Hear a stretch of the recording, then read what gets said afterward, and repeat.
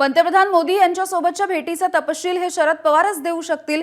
घाई गडबडीमध्ये टिप्पणी करण्यामध्ये काही अर्थ नाही, अशी प्रतिक्रिया काँग्रेसचे प्रदेशाध्यक्ष हर्षवर्धन सपकाळांनी दिली.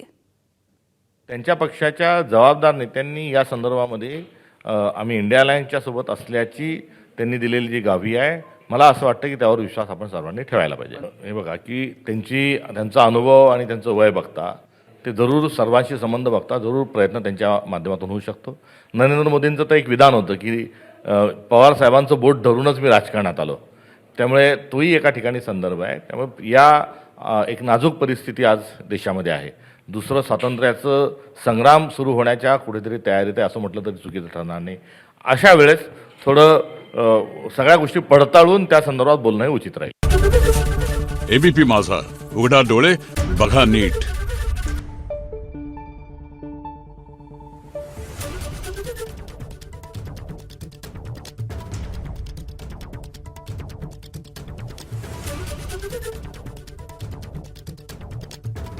Thank you.